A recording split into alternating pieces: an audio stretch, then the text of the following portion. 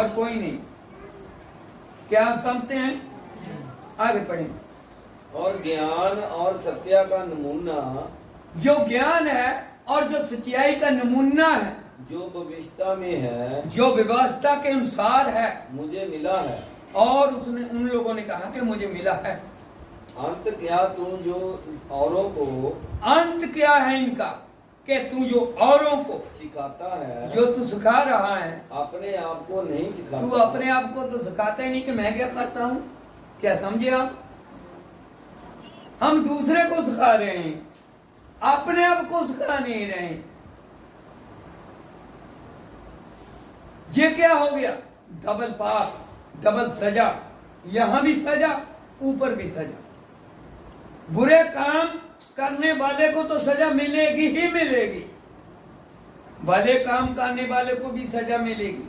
पर जो भला इंसान है वो बुरा काम भी करता है, सजा मिलेगी कि जय नहीं मिलेगी? बोलो, मिलेगी। तो लोग क्या कहेंगे हमें? लोग ये कहेंगे कि आप तो यीशु मसीह को मानते हैं, आप तो मसीहा को मानते हैं, आपको कैसे धोखा आ गया? भाइयों, धोखा आएगा। कैसे धोखा आएगा? किस प्रकार धोखा आएगा? इस प्रकार धोखा आएगा कि हम वचन के अनुसार हम कार्य नहीं करते, वचन के अनुसार नहीं चलते। और कभी कभी ऐसा होता है कि प्रभु ने हमें कहा, जब सच्चाई को नहीं छोड़ा तो बुराई को कौन छोड़े?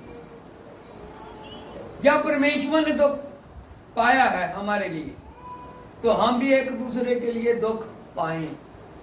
एक दूसरे के लिए दुख कभी नहीं पाते, हम एक दूसरे की मदद कभी नहीं करते, एक दूसरे के लिए प्रार्थना हम नहीं करते। और समय के मुताबिक लोग क्या कर रहे हैं? सिर्फ केवल अचंभे काम करने वालों के पीछे पीछे पीछे चल रहे हैं। अचंभा काम करने वाला तो शैतान भी, वो भी करता है अचंभे काम। कौन कहता नहीं करता? करता है वो। कितने लोग पीछे हैं? सबसे ज्यादा लोग शैतान के पीछे जाते हैं।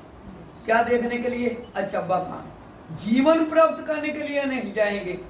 शरीर अच्छा रहे, तंदुरुस्त रहे, प्रफुल्लित रहे, उसके लिए जाते हैं। ये शरीर तो एक दिन मट्टी बन जाएगा, मर जाएगा।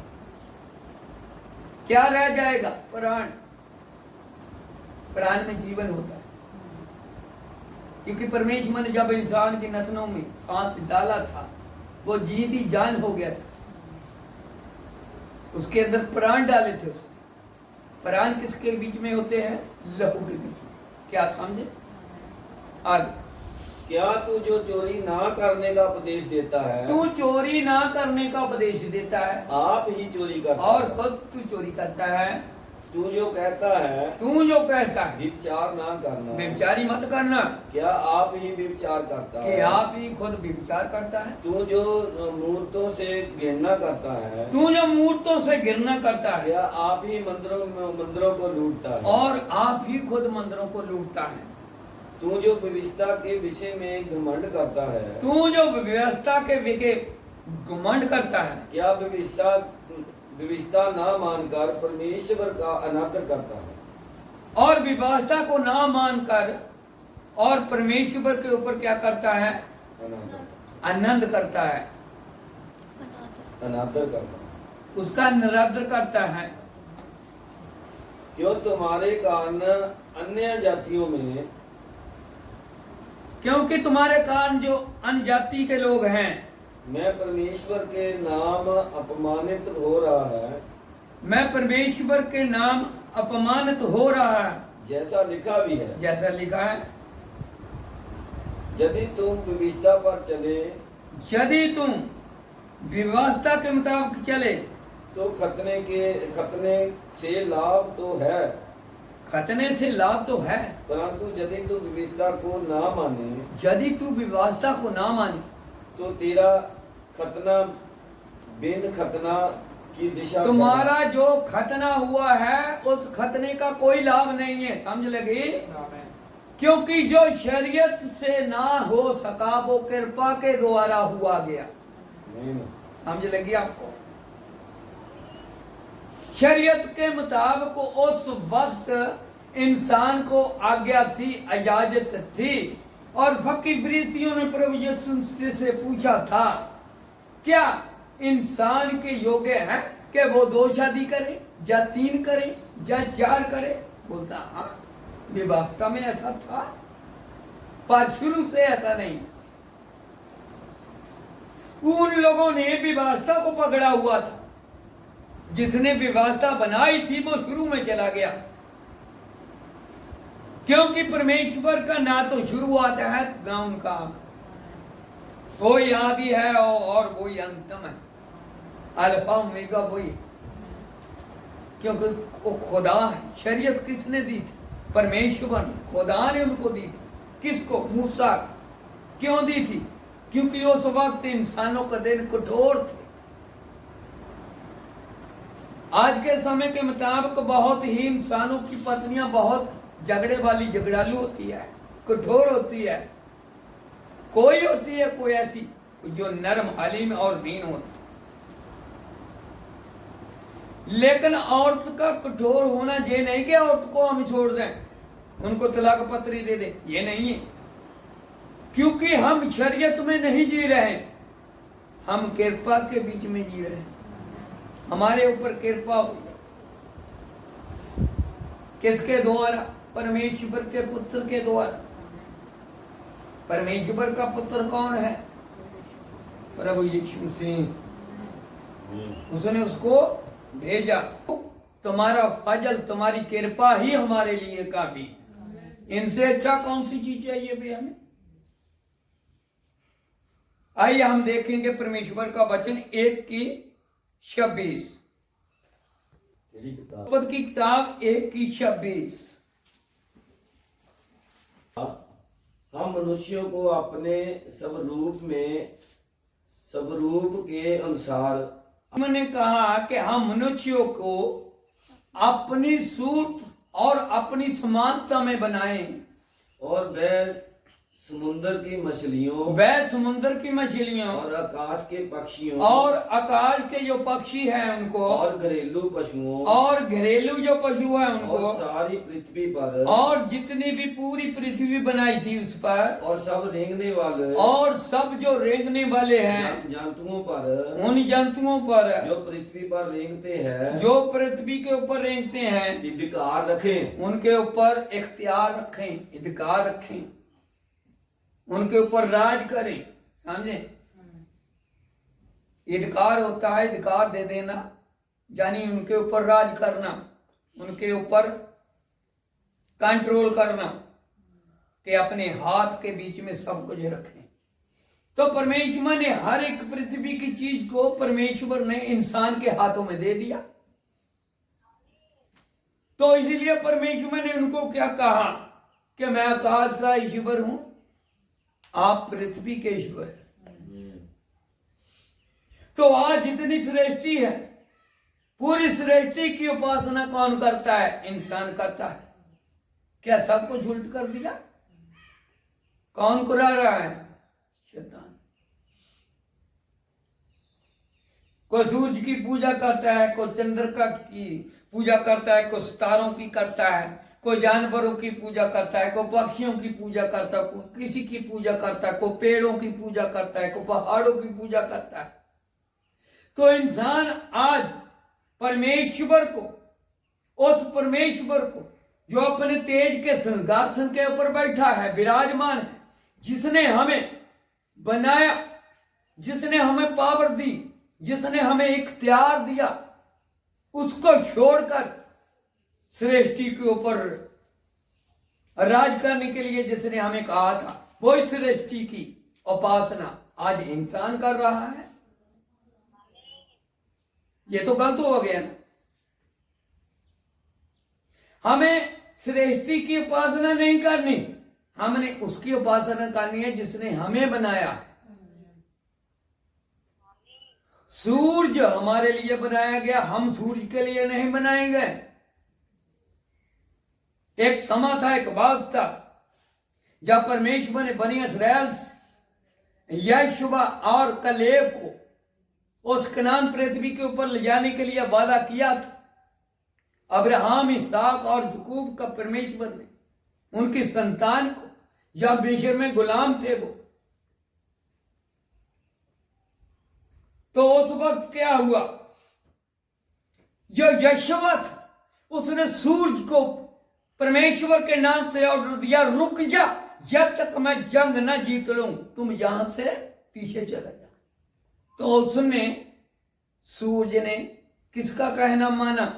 यशुवा का कहना माना, एक इंसान का कहना माना।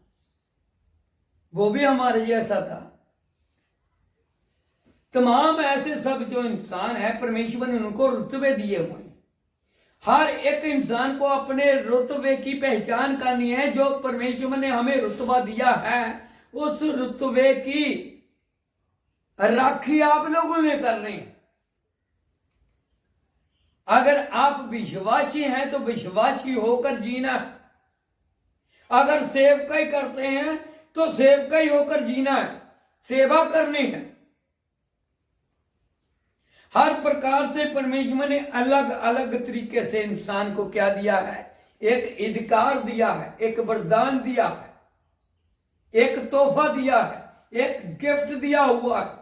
परमेश्वर एक, परमेश्वर दो नहीं, परमेश्वर एक ही, लेकिन रुतबा अलग अलग प्रकार का। हर एक इंसान को अपने रुतबे की क्या करनी है? पहचान करनी है और उसको संभाल कर रखना है। वही परमेश्वर के लिए क्या है? खुशी की खबर है कि मेरे हाथ के बनाए इंसान ने, जो मैंने इनको काम सौंपा था, और मैं इन्हें क्या करूंगा? मैं कहूंगा शाबाश मेरे बेटे, जो मैंने तुझे दिया था वो तुमने आज तक संभाल कर रखा। कभी कभी ऐसा होता है, हमारी पत्नी होती है, हमारे बच्चे हैं, हमारे माँ बाप होते हैं, दादी दादा होते हैं, हम इनको गिफ्ट देते हैं, हम उनको संभाल कर रखते हैं। जब संसार से कूच कर जाते हैं तो लोगों को हम बताते हैं, ये मेरी दादी और दादे ने ये तोहफा दिया था, ये मेरा भाई है उसने तोहफा दिया था, ये मेरी बहन है उसने तोहफा दिया हुआ था, ये हमारा सेवक है उसने तोहफा दिया। तमाम ऐसे बातें चलती रहती है, क्या चलती नहीं है? जब हम एक मरनहार इंसान का तोहफा, एक गिफ्ट अच्छे तरीके से संभाल कर रखते हैं, तो परमेश्वर का तोहफा क्यों नहीं रखना चाहिए? रखना चाहिए कि नहीं रखना चाहिए? तभी तो वो बोलेगा, हैं इतने टाइम से रखा हुआ है, शाबाश। जब गुम हो जाता है तो रोने लगता है। वो क्यों रोता है? जब जैसे मैं सूने हाथ जाऊंगा तो वो मुझे क्या कहेगा कि मैंने तुझे जो दिया था मेरे पास तुम वापस नहीं लेकर आया, कहां गिरा दिया, कहां छुपा दिया, किसको दे दिया? उसके दिल के अंदर डर होएगा। आज इंसान का डर है, मां बाप का डर है, भाइयों बहनों का डर है, लेकिन परमेश्वर का डर किसी का कोई नहीं। परमेश्वर से कोई नहीं डरता। क्यों? लोग सब क्या कहते हैं उनको? परमेश्वर हमारा भला परमेश्वर है, नम्र है, हलीम है, दीन है। हाँ है, वो लेला है, वो है दीन है प्यार करने वाला है, करता है, पर एक दिन वो लेला नहीं रहेगा, बल्कि वो यहूदा का बब्बर शेर होएगा। शेर कभी किसी को माफ नहीं करता। क्या आप समझें?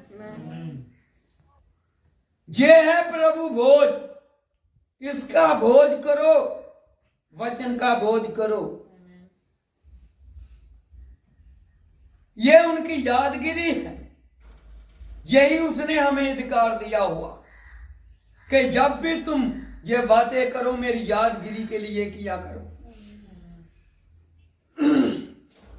कि आपको याद आ जाए कि एक लेला था जो मेरे लिए कुर्बान हुआ। वो लेला कोई और नहीं था, वो खुद खुदा था जो नीचे आ गया, शरीर लिया, मार खाई, सलीब पर चढ़ गया और वो कब्र में रखा गया और तीसरे दिन जी उठा। वो खुद खुदा था। ये याद रखना। कोई जरूरी नहीं है कि रोटी बनाई, दाख रस ली, खा ली और पी ली। है जरूरी है वो, मैं ये नहीं कहता कि जरूरी नहीं है, वो जरूरी है, लेकिन उसको बयान कैसे करना है वो हम नहीं जानते, केवल पिता जानता है, सहायक जानता है, पवित्र आत्मा जानता है।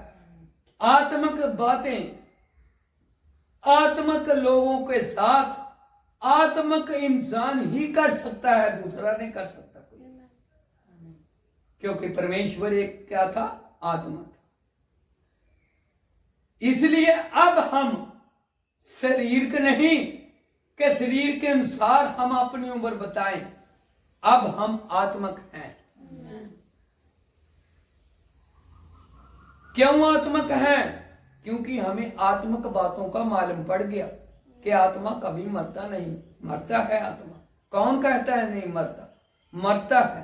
कब मरता है? तब मरता है जब हम परमेश्वर की याद को, उसकी यादगिरी को याद नहीं करते। इसीलिए जो लाजर था उसको कहा था